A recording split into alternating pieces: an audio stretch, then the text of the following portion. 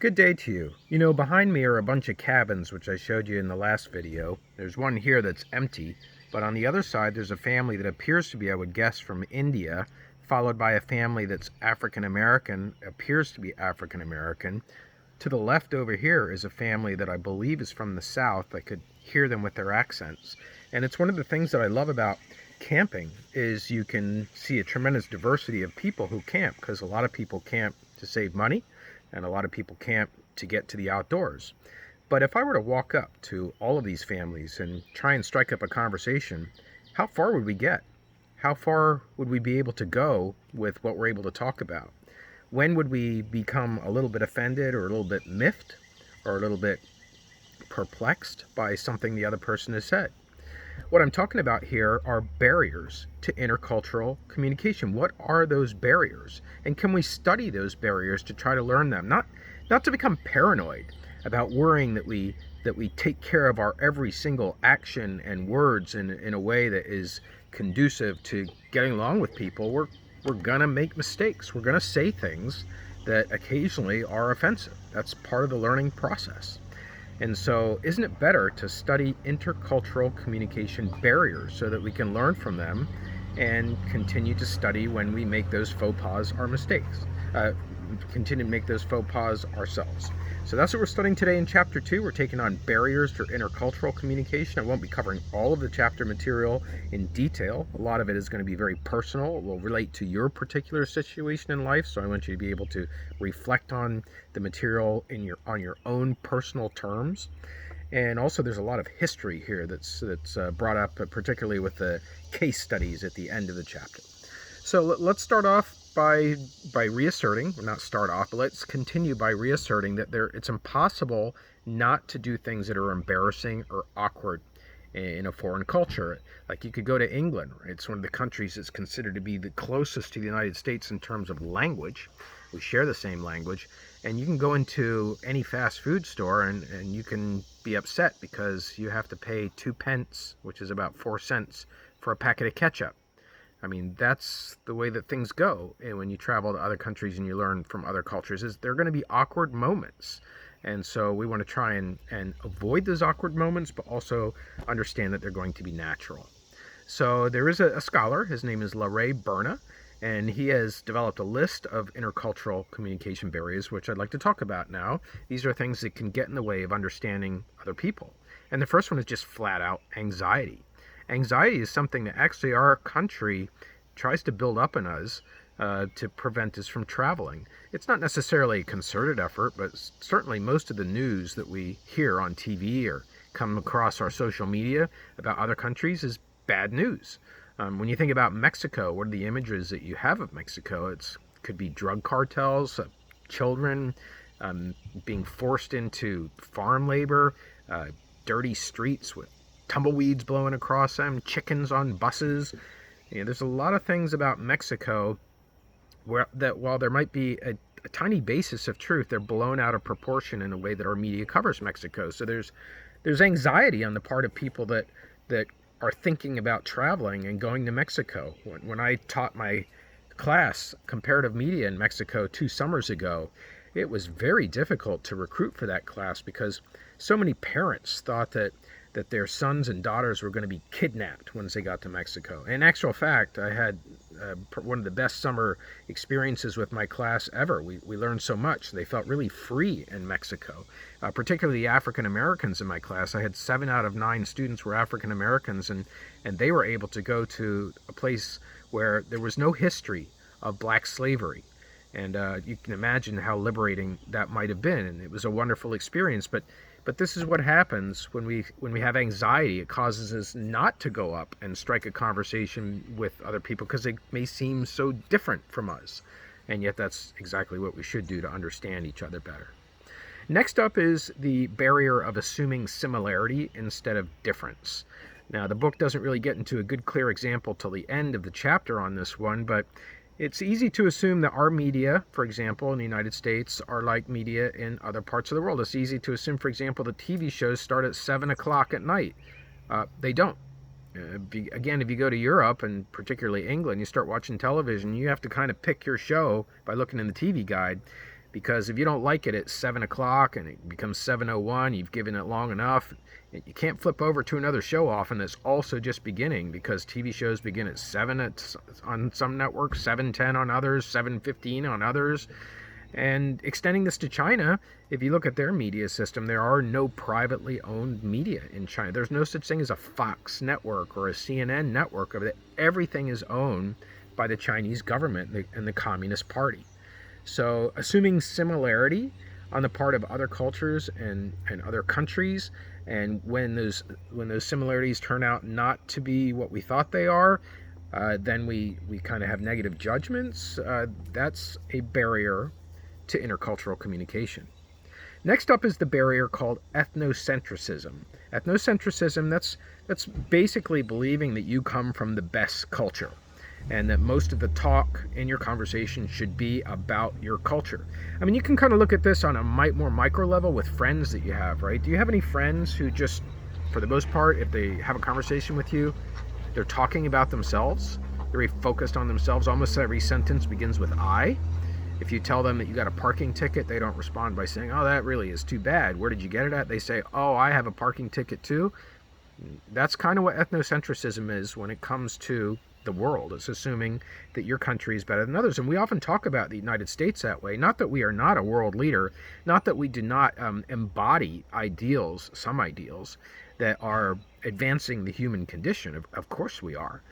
But the greatest country in the world, that's ethnocentric. Within the concept of ethnocentrism, you have cultural relativism.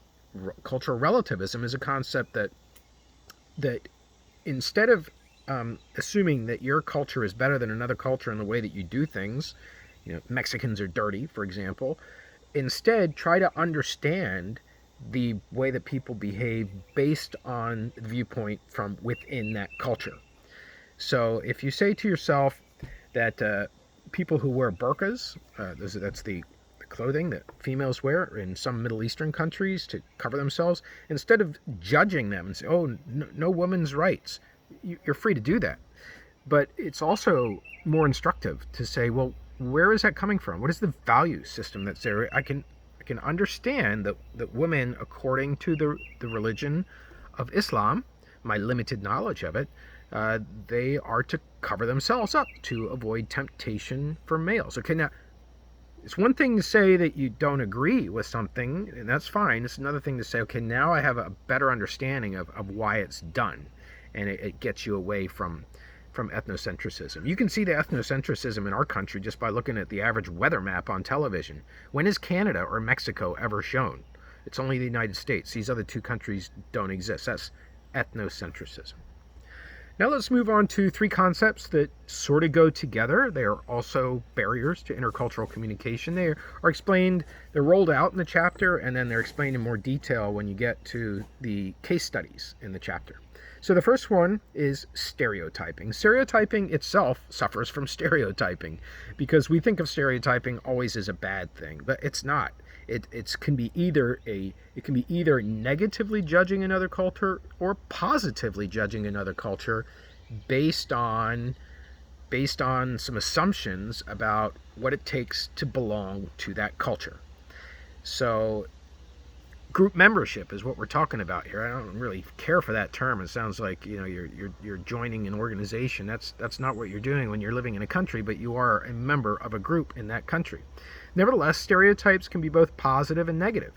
Here's some average stereotypes that I can recall from my lifetime that have been communicated to me about other people in other countries. That English have bad teeth. There's a stereotype. Islamic people are terrorists. There's a negative stereotype.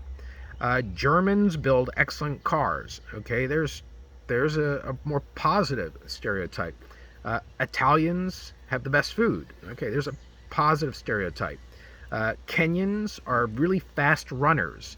I guess that could be positive or negative depending on whether you're judging a person based on what they physically can do or whether you're thinking about the ability of Kenyans to compete in Olympic sports. Jamaicans smoke ganja and listen to reggae. You can decide for yourself whether that's positive or negative. Chinese are mysterious.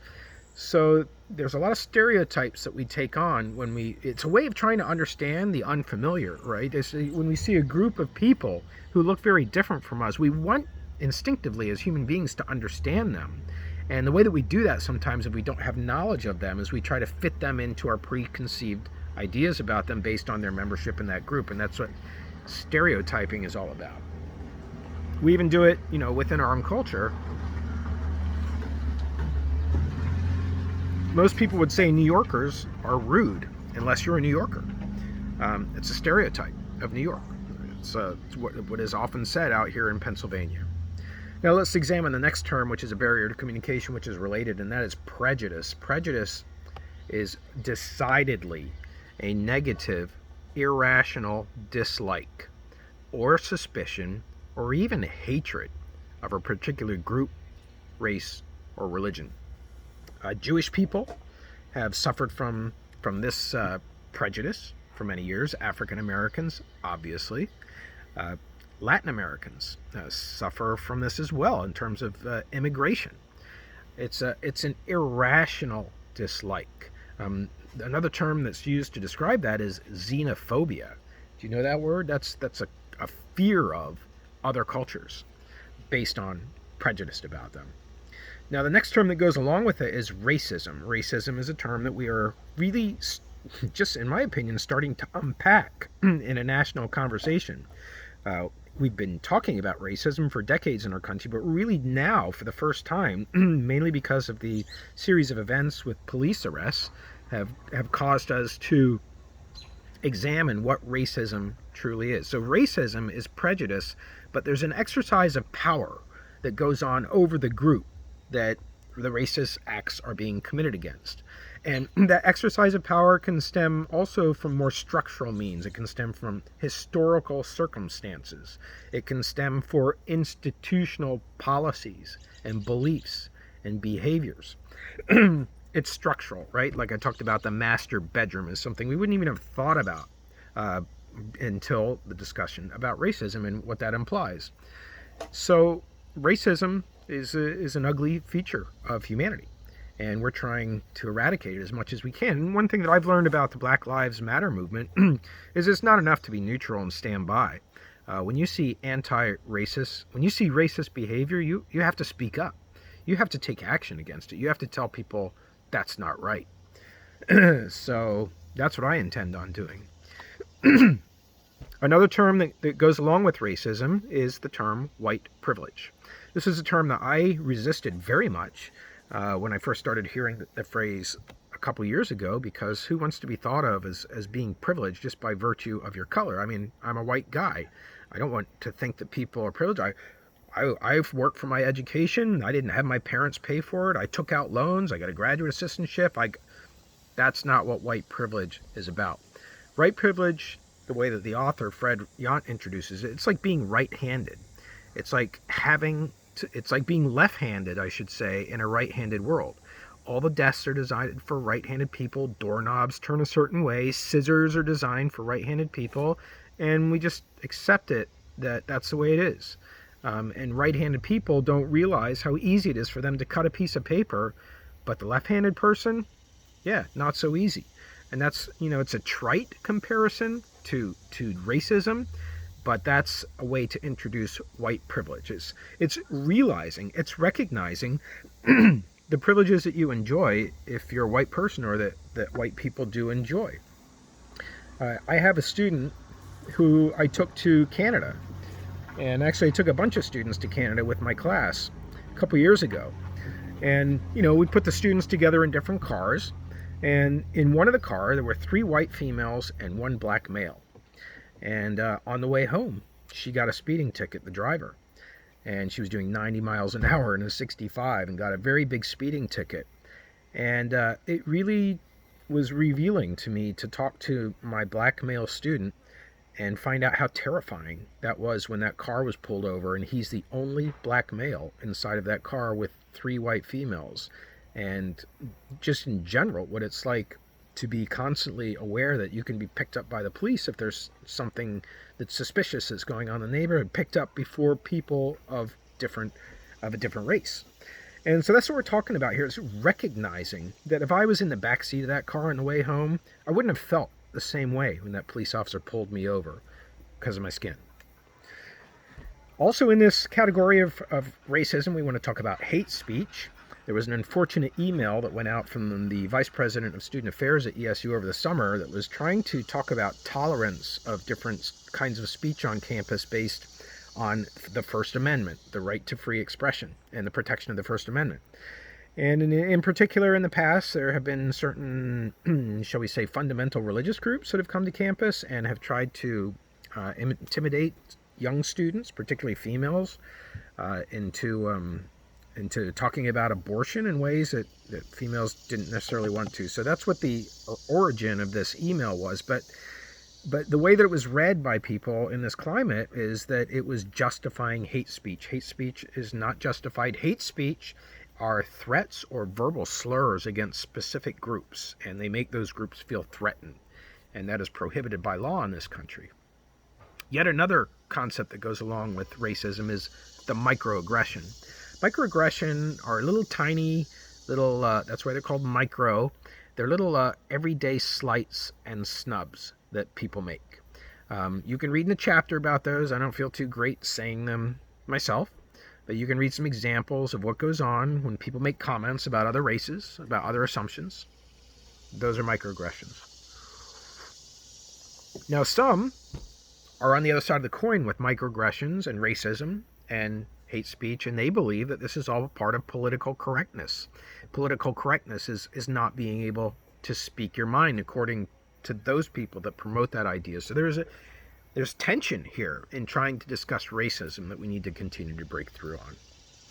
Now I'd like to just mention some of the case studies that are handled in this book where these terms are all fleshed out: prejudice, racism, ethnocentrism.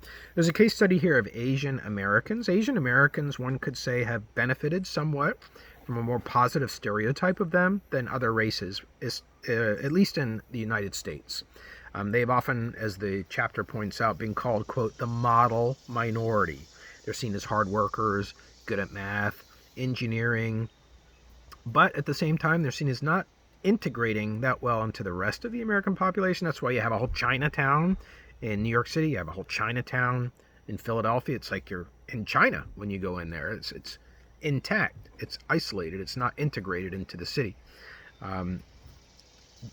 Chinese people are probably at the forefront of the way that we think of most Asian Americans, if you're non-Asian American in the United States, and they have, like I said, had a more positive stereotype. Let's compare that with the Roma now. If you've ever been to Europe, you've probably been warned about the gypsies. Gypsies are said to be thieves, and they have really great scams. One of the earliest times that I experienced a bad situation with perhaps so-called gypsies, I'm going to explain that term in a moment, was when I took my students to France, and they went on the beach, and they took their passports with them, and they went into the water and left their passports on the beach, and a woman came up and dropped a towel over the passports and then picked up the towel and walked away, and she had all their money in their passports, and nobody could see what happened. So that's the kind of stereotype that permeates gypsies, but gypsies itself is as a term, is a derogatory term used to refer to people perceived to be from Egypt, which is what the Roma are. The Roma are people that originally originated from India, not Egypt. They came to Europe. They were thought to have come from Egypt. They were called gypsies when they got there. They don't have any boundaries. They don't have a nation state. They go all over. And in fact, a couple summers ago when I was in Sweden, which is a long way away from where the Roma originated, which is down in Albania, Romania, down in the southern part of Europe, southeastern part of Europe, in Sweden, they come every day by train to beg. They beg in the stations. Now is that something that is a bad behavior? Are they taking? I don't see any violence when they're begging. They don't have a nation state, so what are they to do? They're not going to get government assistance. Different ways to understand different peoples. Next up is Japan and Korea. Japan and Korea. Again, stereotyping that goes on in the United States from a U.S. vantage point, sometimes we can assume that all Asian countries are alike. All Asian countries get along. They don't. Read the story on Japan and China. Japan actually annexed, Japan and Korea. Japan actually annexed Korea, took over a part of it and said, this is going to be part of Japan now. And then made Koreans immigrate back to Japan to work in the mines. And then there was a law that was passed later that said Koreans cannot be Japanese citizens because of an ethnocentrism in the law. So there's a history there that's very interesting. And then finally, the chapter ends up with a commentary on a case study, an extended case study on China and the United States. And it starts out by saying neither country has a particularly positive view of each other. I've been to 2 places in China. I've been to Shanghai and I've been to Beijing, the capital. And I was teaching my class comparative media there. And of course, we have an automatic assumption that because it's a communist country, that communism is bad. And I can remember one of my funny, revealing stories, funny to me, was I was in my dormitory and I heard every morning, hoo ha, he ha, hoo ha, he ha. That's what it sounded like to me anyway. I said, I've got to find out what this is. So I went outside and I saw these little speakers, loudspeakers that were planted every 20 feet or so, all across the path on campus. And this voice was coming out of them. So I said, I bet I know what this is. This has to be Chinese propaganda. It's probably something to do with keeping the population ready for war with the United States. That's what I was thinking. I went back to the front desk at my dormitory and I asked them, I said, oh no, that's the exercise lady. The exercise lady? Yeah, she's calling out chants so people can do push-ups and sit-ups.